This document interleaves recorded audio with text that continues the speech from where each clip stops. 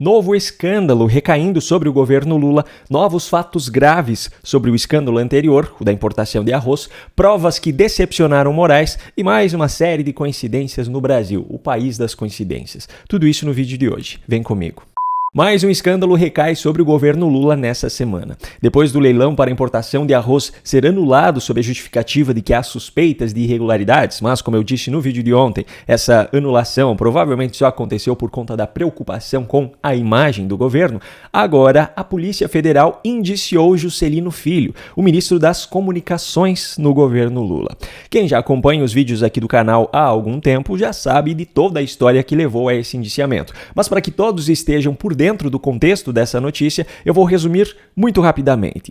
Juscelino Filho está sendo investigado há vários meses pela Polícia Federal por conta de obras de pavimentação executadas na sua cidade de origem, Vitorino Freire, no Maranhão, que coincidentemente tem como prefeita a sua irmã, Luana Rezende, e boa parte da pavimentação em questão beneficiava quase que exclusivamente, coincidentemente, propriedades de Juscelino e de sua família. Essas obras foram bancadas com recursos milionários destinados por Juscelino Filho através de emendas, enquanto ainda era deputado. E Juscelino ainda é suspeito de ser o verdadeiro dono da empreiteira que executou essas obras, por intermédio de um amigo empresário que, por sinal, está preso, e essa empresa teria sido favorecida por restrições intencionalmente colocadas nas licitações referentes a essas obras.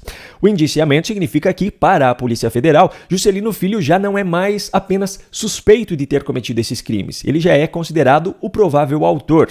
E com isso, mais uma vez, nesta semana, vimos jornalistas militantes tendo que dar essa notícia. Agora, uma nova crise, o ministro Juscelino Filho, ministro das Comunicações, filiado à União Brasil, foi indiciado pela Polícia Federal, segundo informação confirmada aqui ao Fábio Amato e a mim, por integrantes da corporação, por diversos crimes. O que eu estava aqui, inclusive, era vendo os artigos do Código Penal que o ministro foi enquadrado: a organização criminosa, fraude em licitação, corrupção passiva ou ativa, uma série de apontamentos, foram pelo menos 1, 2, 3, 4, 5, 6, 7, 8 artigos do Código Penal, da Lei de Licitações, que foram infringidos ou que são apontados pela Polícia Federal como motivação para o indiciamento do ministro Juscelino Filho. Questionado sobre isso, Lula gaguejou e deu a desculpa de que o seu ministro tem o direito de provar a sua inocência. Presidente, o indiciamento do ministro Juscelino Filho... Veja, eu estava fora. Quando o aeroporto do Brasil tiver condições de falar, eu acho que o fato do cara estar indiciado não significa que o cara cometeu erro, significa que alguém está acusando e a acusação foi aceita. Agora é preciso que as pessoas provem, sabe, que são inocentes. E ele tem o direito de provar que ele é inocente. Ô, seu Lula, eu acho que o senhor não entendeu muito bem. Deixa eu trazer aqui mais uma fala da própria jornalista militante Daniela Lima para que o senhor entenda a situação. E agora a Polícia Federal aponta que sim, houve no mínimo crime de corrupção passiva, organização criminosa, fraude na destinação de recursos públicos. Ao menos, neste momento, são pelo menos 8 artigos dos Códigos Penal, da Lei de Licitação, que foram citados no indiciamento, segundo me confirmou agora uma fonte. Quem também deu suas desculpas, só que essas estrategicamente elaboradas para serem lidas durante o vídeo, como fica muito nítido, foi o próprio Juscelino Filho. A investigação que resultou no indiciamento de hoje deveria buscar a verdade, mas parece que se desviou do seu propósito. Uma ação previsível, que parte de uma apuração que distorceu e ignorou fatos e nem ouviu a defesa sobre o que de fato estava sendo investigado. Este inquérito devassou a minha vida e dos meus familiares e não encontrou nada. Pois é, esse é outro que faz de conta que a situação não é tão grave quanto ela realmente é. Deixa eu trazer aqui novamente a fala da militante Daniela Lima para mostrar o que realmente está acontecendo. E agora a Polícia Federal aponta que sim, houve no mínimo crime de corrupção passiva, organização criminosa, fraude na destinação de recursos públicos. E já que estamos falando sobre um dos escândalos do governo Lula nessa semana, também preciso mencionar fatos novos sobre o outro deles. Esse caso do leilão para importação de arroz que foi anulado, quanto mais mexe, mais sujeira aparece. No vídeo de ontem eu já mostrei que 3 das empresas participantes desse leilão estavam sendo representadas por um ex-assessor parlamentar de Neri Geller, que era o secretário nacional de política agrícola do governo Lula até a última terça-feira, quando foi demitido. Mas depois disso saiu a notícia de que Robson Luiz Almeida de França não apenas é ex-assessor parlamentar de Neri Geller, como ainda está cadastrado para atuar como advogado dele na Justiça Eleitoral. Segundo matéria do Diário do Poder, Geller havia dito em uma entrevista antes da demissão que não tinha relação profissional com França há 4 anos. No entanto, há menos de um mês, França apresentou como advogado as alegações finais em um processo de prestação de contas do PP de Mato Grosso, partido do qual Geller era presidente. Além disso, ainda de acordo com a matéria, o escritório de França também está habilitado para atuar como advogado em ao menos outros 30 processos. E tem outro fato novo que, ao meu ver, é ainda mais grave. Neri Geller declarou nessa quarta que a organização dos leilões para importação de arroz partiu da Casa Civil e do ministro Carlos Fávaro, da Agricultura. E por que, para mim, isso é ainda mais grave?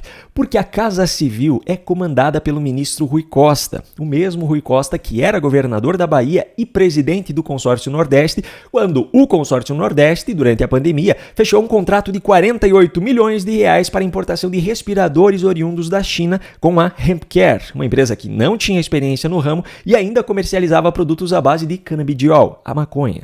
Esses respiradores, como você já sabe, nunca foram entregues. E aí agora, coincidentemente, o mesmo Rui Costa resolve, como ministro da Casa Civil, que o Brasil precisa importar arroz, e o processo para isso resulta em um leilão vencido por empresas que, de acordo com os próprios ministros de Lula, em sua maioria não tinham capacidade para cumprir esse papel.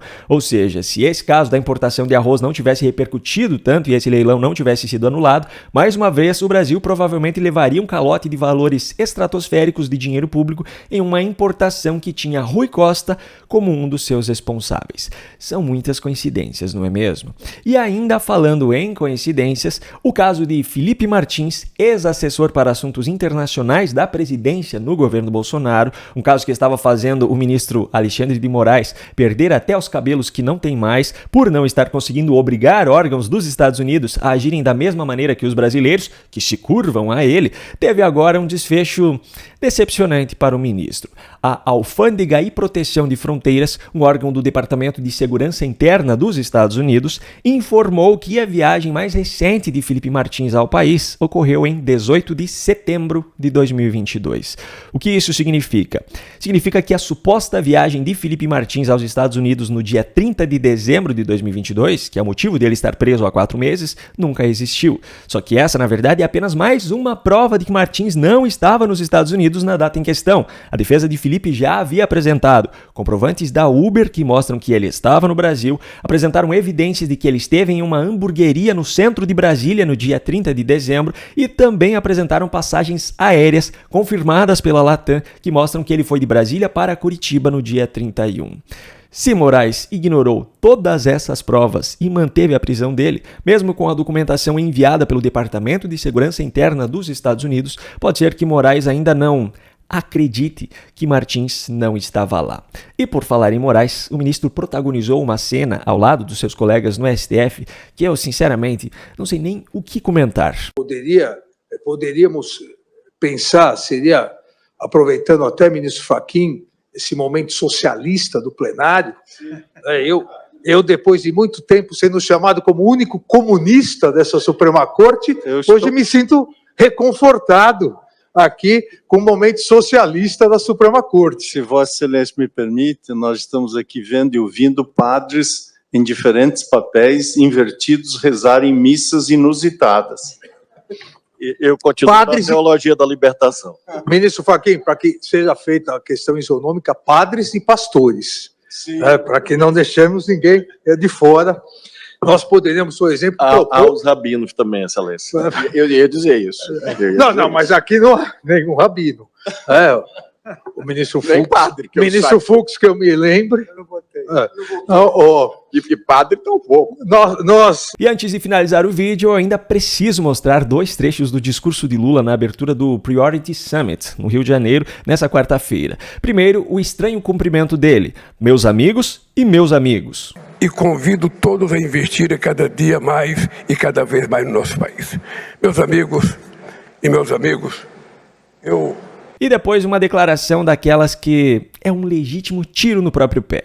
É por isso que eu quero terminar agradecendo a vocês e dizendo a vocês, esse país, entre 1980, entre 1950 e 1980, cresceu em média a 7,5% ao ano.